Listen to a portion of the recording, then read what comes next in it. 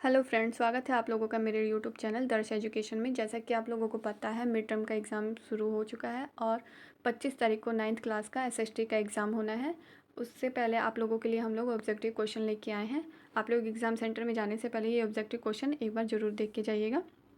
अगर आप मेरे चैनल पर नए हैं तो मेरे चैनल को सब्सक्राइब करना ना भूलें।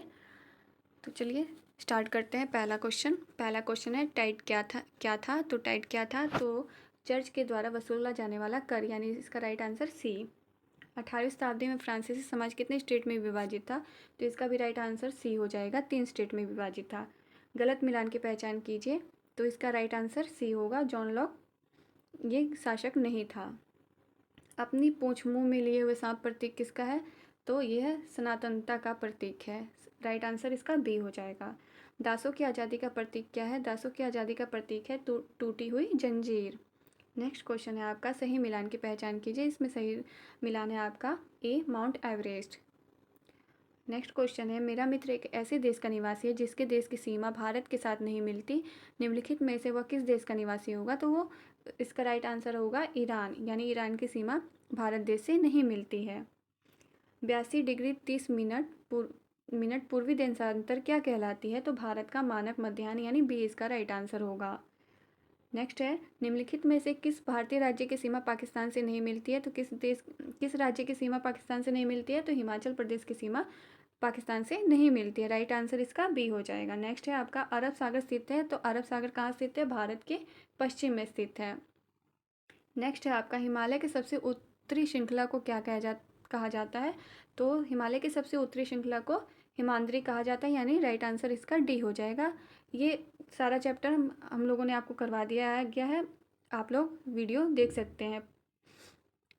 नेक्स्ट क्वेश्चन है आपका, भांगर क्या है, तो पुराने जलोढ़ मैदान का क्षेत्र होता है, यानी बी इसका राइट आंसर होगा। निम्नलिखित में से किसने 2002 में पाकिस्तान में लीगल फ्रेमवर्क आर्डर लागू किया था, तो ये था इसका राइट आंसर हो जाएगा सी, परवेज़ मुशर्रफ ने। नेक्स्ट क्वेश्चन है आपका, किस प्रकार की सरकार में शासक लोगों द्वारा चुने जाते हैं, तो इसका राइट आंसर हो जाएगा, लोकतांत्रिक देश में सरकार में शासक लोगों को द्वारा चुने जाते हैं। नेक्स्ट क्वेश्चन है आपका, किसी देश में केवल एक ही दल के सदस्यों को चुनाव में खड़े होने का अधिकार प्राप्त है। इस प्रकार के चुनाव के बाद बनी हुई सरकार क्या कहलाएगी, इसका राइट आंसर बी हो जाएगा, गैर लोकतांत्रिक कहलाएगी। नेक्स्ट क्वेश्चन है आपका, सऊदी अरब में महिलाओं को वोट डालने का अधिकार कब मिला था, तो इसका राइट आंसर हो जाएगा ऑप्शन सी, यानी 2015 में महिलाओं को वोट डालने का अधिकार मिला था। नेक्स्ट क्वेश्चन है आपका, निम्नलिखित में से किसने स्वतंत्रता के बाद भारतीय रियासतों के विलय में निर्णायक भूमिका निभाई थी, तो इसका राइट आंसर आपका हो जाएगा सरदार वल्लभ भाई पटेल, डी इसका राइट आंसर हो जाएगा। संविधान सभा के अध्यक्ष कौन है, तो संविधान सभा के अध्यक्ष कौन है, तो राजेंद्र प्रसाद इसका राइट आंसर हो जाएगा, यानी राइट आंसर आपका बी हो जाएगा। संविधान सभा ने किस वर्ष संविधान को अंगीकृत किया था, तो ये राइट आंसर इसका हो जाएगा ए, 1949 में। निम्नलिखित में से कौन सा उत्पादक का कारक है, तो उत्पादक का तीनों कारक है, यानी भूमि, श्रम, पूंजी और उपरोक्त सभी। इसका आंसर डी हो जाएगा, उपरोक्त सभी। निम्नलिखित में से कौन सी आर्थिक क्रिया पालमपुर गांव में की जाती है, तो पालमपुर गांव में कृषि भी, परिवहन और लघु और कुटीर उद्योग भी सारे किए जाते हैं, यानी इसका राइट आंसर सी हो जाएगा, डी हो जाएगा सॉरी, उपरोक्त सभी। कमल मिट्टी के बर्तन बनाने का काम करता है, बताइए वो किस क्षेत्र से जुड़ा है, तो कमल मिट्टी बनाने का काम करता है तो किस क्षेत्र से जुड़ा है, राइट आंसर इसका ए हो जाएगा, प्राथमिक क्षेत्र से जुड़ा हुआ है। उसके बाद है, संविदा एक कामकाजी महिलाओं से सैद्धांतिक अवकाश और सामाजिक सुरक्षा यानी बीमा ग्रेजुएटी प्राप्त है, बताइए वो रोजगार के किस क्षेत्र में काम करती है, तो इसका आंसर हो जाएगा, इसका आंसर हो जाएगा ए, संगठित क्षेत्र में कार्य करती है। नेक्स्ट क्वेश्चन है आपका, निम्नलिखित में से कौन सा HIV बीजों का गुण है, तो इसका राइट आंसर हो जाएगा डी, उपरोक्त सभी। नेक्स्ट क्वेश्चन यानी सेक्शन बी आ गया आपका। अब देखिए इसमें क्या पूछ रहा है, नीचे कथन ए और कारण आर दिए हैं, इस कथनों को पढ़कर नीचे दिए गए विकल्पों में से सही उत्तर को चुनकर लिखिए। अभी कथन क्या है, भारत एक लोकतांत्रिक देश है, और कारण दिया है, भारत में जनता द्वारा चुने हुए प्रतिनिधि सारे निर्णय लेते हैं। तो आपको बताना है कि ये क्या सही है क्या गलत है, तो इसका राइट आंसर आपका हो जाएगा ए, कथन ए और कारण आर दोनों सही है, और कारण कथन की सही व्याख्या करता है। नेक्स्ट क्वेश्चन है आपका, सही मिलान कीजिए और विकल्प में से सही उत्तर चुनिए। तो इसका सही मिलान करना है आपको, नीचे विकल्प दिया गया है। तो देखिए गणतंत्र क्या है, तो गणतंत्र भारत का, ये पहले का आपका हो जाएगा सी, यानी भारत का प्रमुख लोगों द्वारा चुना होना, ना कि किसी वंश या राज खानदान का चुना होना होता है। और सेकंड का आपका हो जाएगा ए, यानी सेकंड का ए हो जाएगा, नागरिक कैसा सोचे, किस तरह अपने विचारों को अभिव्यक्त करे और अपने विचारों पर अमल करे, इस पर कोई अनुचित पाबंदी नहीं होगी। और थर्ड का हो जाएगा, न्याय का हो जाएगा आपका बी, न्याय का बी हो जाएगा, नागरिकों के साथ उनकी जाति, धर्म और लिंग के आधार पर भेदभाव नहीं किया जा सकता है। ये इसका राइट आंसर होगा। तो इसका राइट आंसर क्या है आप लोगों का, ए ऑप्शन सही है। नेक्स्ट क्वेश्चन है आपका, निम्नलिखित में से किस देश से प्रेरणा लेकर समकालीन दुनिया के अधिकांश देश अपने संविधान की शुरुआत एक प्रस्तावना से करते हैं। तो इसका क्या हो जाएगा राइट आंसर, कौन सा देश है, संयुक्त राज्य अमेरिका से ये लोग प्रस्तावना से करते हैं, संयुक्त राज्य अमेरिका के द्वारा मतलब ये अपना संविधान का निर्माण करते हैं। नेक्स्ट क्वेश्चन है, भारत एक पंथ निरपेक्ष देश है का क्या अर्थ है। भारत एक पंथ निरपेक्ष देश है, इसका कहने का क्या अर्थ है, तो इसका कहने का अर्थ है भारत को किसी भी धर्म को मानने की पूरी स्वतंत्रता है, यानी भारत किसी भी धर्म को मान सकता है, नागरिकों को किसी भी धर्म को मनाने की पूरी स्वतंत्रता होती है। भारत के जो भी नागरिक हैं वो अपने अपने धर्म का पालन कर सकते हैं, अपने अपने देवी देवताओं की पूजा कर सकते हैं। नेक्स्ट क्वेश्चन है आपका, एक लोकतांत्रिक देश में उसके प्रत्येक नागरिक के वोट का मूल्य होता है, उसके प्रत्येक नागरिक के वोट का मूल्य क्या होता है। तो इसका राइट आंसर आपका हो जाएगा समान, ठीक है, ए इसका राइट आंसर होगा। नीचे कथन ए और कारण आर दिए हैं, इन कथनों को पढ़कर नीचे दिए गए विकल्पों में से सही उत्तर चुनकर लिखिए। चीन एक लोकतांत्रिक देश है, कारण चीन के लोगों के पास चुनाव में कोई विकल्प नहीं होता है, इसका राइट आंसर आपका हो जाएगा ए। कथन ए और कारण आर दोनों सही है, और कारण कथन की सही व्याख्या करता है। नेक्स्ट क्वेश्चन है आपका, निम्नलिखित में से लोकतंत्र के पक्ष में कौन सा तर्क उचित है। अब आपको तर्क बताना है कि कौन सा तर्क उचित है। देखिए क्या लिखा है, बेहतर निर्णय लेने की संभावना होती है, नागरिकों का सम्मान बढ़ता है, निर्णय लेने में देरी होती है। तो इसका राइट आंसर क्या हो जाएगा, राइट आंसर हो गया पहला और दूसरा सही है, यानी बेहतर निर्णय लेने की संभावना होती है और नागरिकों का सम्मान बढ़ता है। नेक्स्ट क्वेश्चन है आपका, आज़ादी की लड़ाई के दौरान भारतीय राष्ट्रीय कांग्रेस के किस नेता ने 8 अन्य नेताओं के साथ मिलकर 1928 में भारत का संविधान बनाया था। तो इसका राइट आंसर हो जाएगा आपका बी, मोतीलाल नेहरू ने। नीचे कथन ए और कारण आर दिए गए हैं, इन कथनों को पढ़कर दिए गए विकल्पों में से सही उत्तर चुनिए। अरुणाचल प्रदेश और गुजरात के स्थानीय समय में 2 घंटे का अंतर है, भारत की मानक समय रेखा का मान 82 डिग्री 30 मिनट है। तो इसका राइट आंसर क्या हो जाएगा आपका, इसका राइट आंसर हो जाएगा बी, कथन ए और कारण आर दोनों सही है, लेकिन कथन कारण की सही व्याख्या नहीं करता है, इसका राइट आंसर बी है। उसके बाद नेक्स्ट क्वेश्चन है आपका, निम्नलिखित में से कौन सा कथन भारत के संबंध में सही है। तो आप लोगों को बताना है कि कौन सा कथन भारत के संबंध में सही है। तो इसका राइट आंसर हो जाएगा, क्षेत्रफल की दृष्टि से यह विश्व का सातवां बड़ा देश है, ठीक है, इसका राइट आंसर बी हो जाएगा। नेक्स्ट क्वेश्चन है आपका, नीचे दी गई विशेषताओं के आधार पर पहचान कीजिए कि भारत का कौन सा भौतिक स्वरूप है। इसमें से आपको बताना है कि कौन सा भारत का भौतिक स्वरूप है। तो इसका राइट आंसर क्या होगा, इसका राइट आंसर होगा आप लोगों का बी, प्रायद्वीपीय पठार। नेक्स्ट क्वेश्चन है आपका, बरकान क्या है। बरकान क्या है, तो बरकान आपका क्या है, बालू के अर्धचंद्राकार टीले हैं।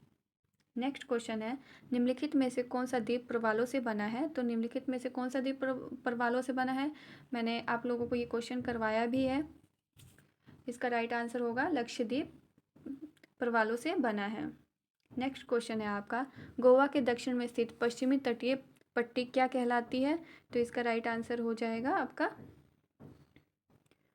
डी, मालाबार तट, ठीक है। उसके बाद नीचे दिया गया है, नीचे कथन ए और कारण आर दिए गए हैं, इन कथनों को पढ़कर नीचे दिए गए विकल्पों में से सही उत्तर को चुनकर लिखिए। भूमि उत्पादन का एक प्रमुख कारण है और कारण इसका है भूमि दुर्लभ और सीमित होती है। तो इसका राइट आंसर क्या हो जाएगा आप लोगों का? इसका राइट आंसर आपका बी हो जाएगा। कथन ए और कारण आर दोनों सही है, लेकिन कथन कारण की सही व्याख्या नहीं करता है। नेक्स्ट क्वेश्चन है आपका, निम्नलिखित में से गलत कथन की पहचान कीजिए। इसमें से गलत कथन आपको छांटना है कौन सा है? तो इसका राइट आंसर हो जाएगा आपका बी, भवन कार्यशील पूंजी का उदाहरण है। नेक्स्ट क्वेश्चन है आपका, नीचे कथन ए और कारण आर दिए गए, इन कथनों को पढ़कर नीचे दिए गए विकल्पों में से सही उत्तर को चुनिए। तो अभी कथन क्या है? गाँव में मौसमी बेरोजगारी अधिक पाई जाती है। कारण क्या है? ज़्यादातर लोग कृषि पर आश्रित होते हैं। इसका आंसर हो जाएगा आपका एक, कथन ए और कारण आर दोनों सही है, कारण कथन की सही व्याख्या करता है। नेक्स्ट क्वेश्चन है आपका, खाद्यान्नों की उपज में वृद्धि संभव होती है, कब होती है? तो इसका राइट आंसर होगा श्वेत क्रांति के द्वारा।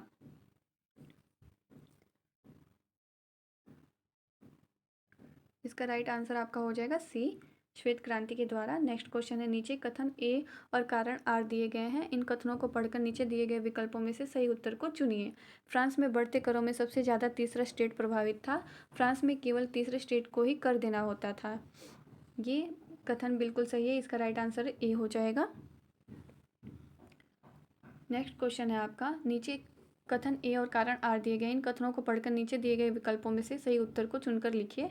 तो अभी कथन क्या है? फ्रांस में 1793 से 1794 तक के काल को आतंक का युग कहा जाता था।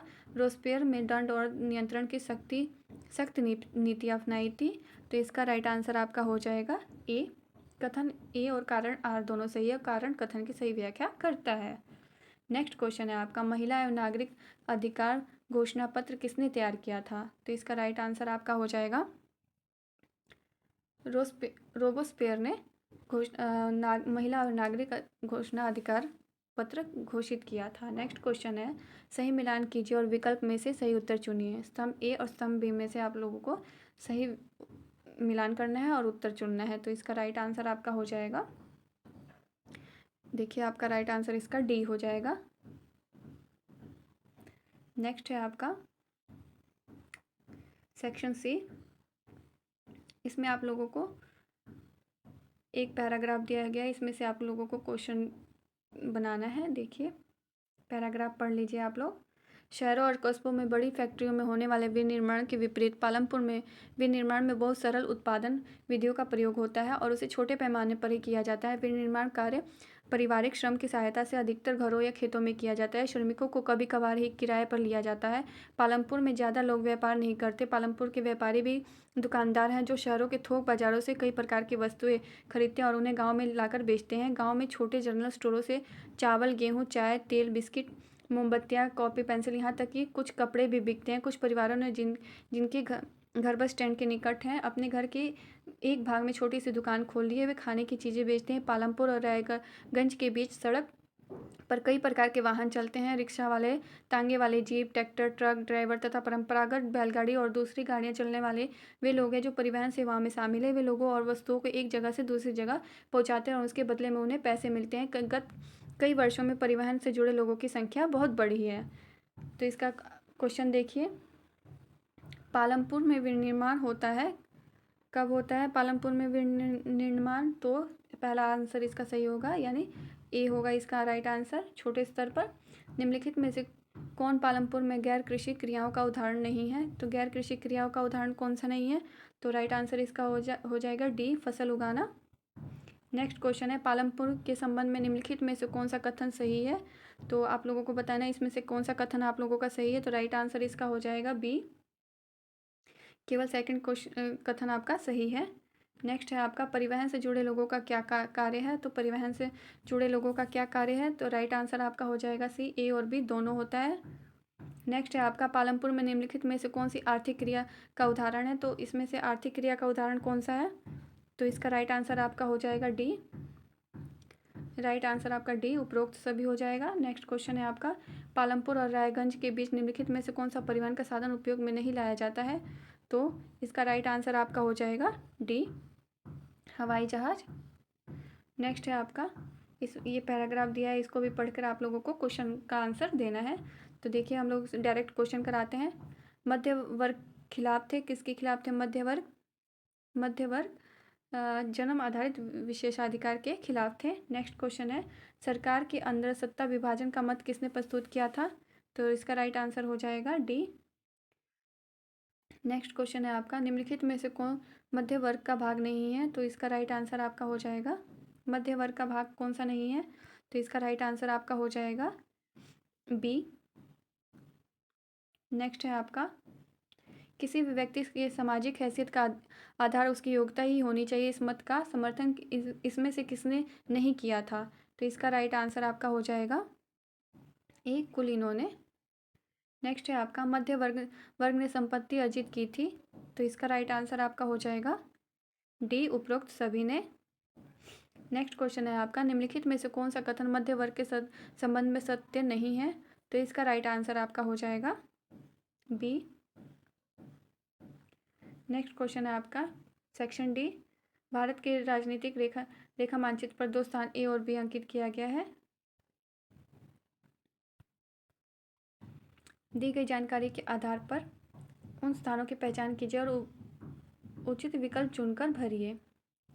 ये आप लोगों का मानचित्र दिया गया है, इसमें ए और बी स्थान दिया गया है। आप लोगों को ये बताना है कि कहाँ है। भारत के दिए गए राजनीतिक मानचित्र पर संकेत ए उस राज्य की राजधानी है जिस राज्य में ये अंकित है। राजधानी का नाम विकल्प में से पहचान कर लिखिए। तो आपको ए का ऑप्शन देखना है, ए यहाँ पे है, तो इस राज्य की राजधानी आप लोगों को बतानी है। तो इस राज्य की राजधानी का क्या नाम है?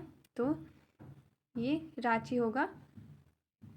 नेक्स्ट है आपका, बी पूछा है, भारत की झारखंड राज्य की राजधानी क्या है? झारखंड राजधानी क्या है? झारखंड की राजधानी क्या है? तो इसका राइट आंसर होगा रांची, यानी झारखंड की राजधानी कहाँ है? रांची, जो कि आप लोगों को लगाया गया है यहाँ पे बी ऑप्शन पे।